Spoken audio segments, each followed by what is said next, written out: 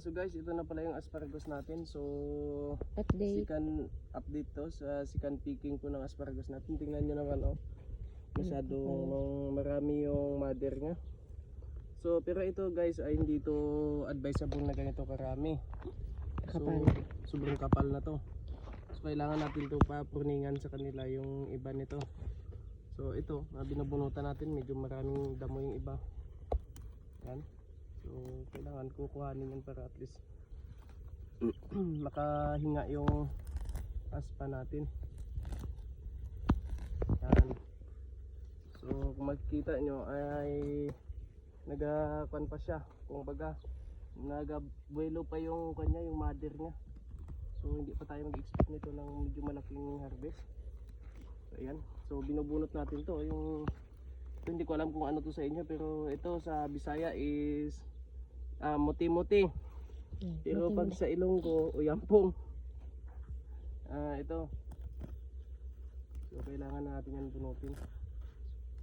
Ayan, tulad nito dito.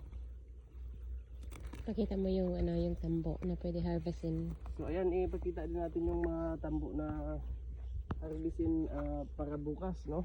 Kanina naka-harvest na sila. Nag-harvest sila kanina. Sikan picking is nasa 3 kilos pa lang. 3 kilos. Alik kayo. Nung first, ilang kilo? First, 7 kilos yung nakuha nila.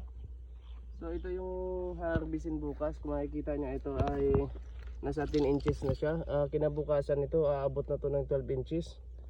Pwede na yun Yan, harvestin pwede na yan bukas. harvestin. So good yan. Tapos ito, bukas baka pwede na din to, habol to. Tataba. Ayan, tataba. Buyag. Wow, yun ang dami oh. Yan. Ito pa oh.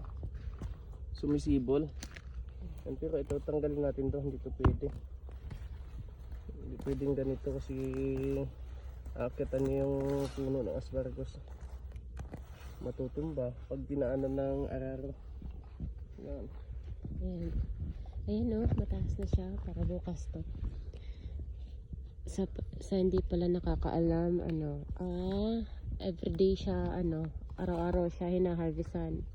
Yung mga ganito, yan, harvestan siya bukas. Ayan oh. Tulad ng ganito. Yan. Bukas.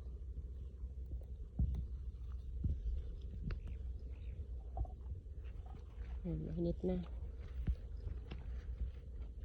Medyo, ano na siya, mataba. Ayan.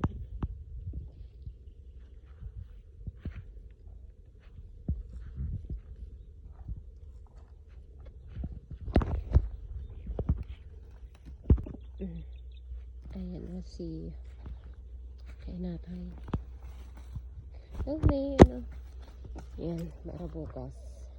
Siguro abot bukas, ano, 10 kilos. 10 kilos. Sigurado na yung 1,300. Pag nag-harvest ka dito, maganda. Sa mga sacrifice muna tayo. Darating yung araw, harvest din tayo. ang tagal namin ito inantay eh. Ito nga pala yung katas ng Macau. Ayan. Katas ng Macau yan. Ayan. Katas ng Macau. Katas ng paghihirap. Ayan. Saka sakripisyo.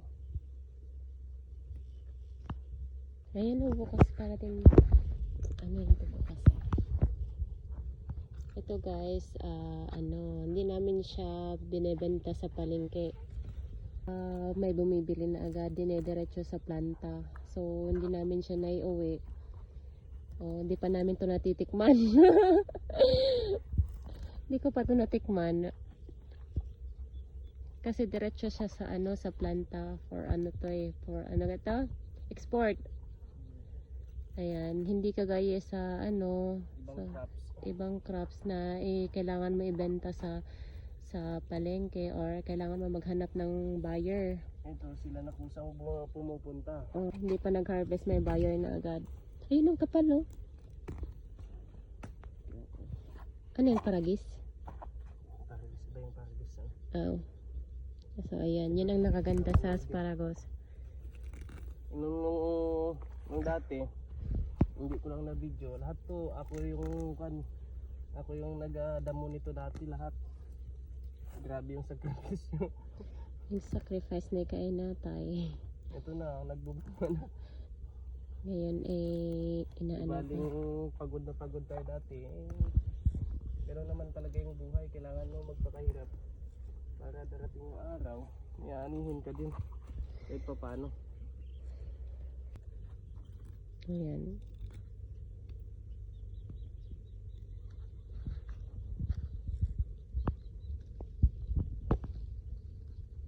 Asparagus. Yan.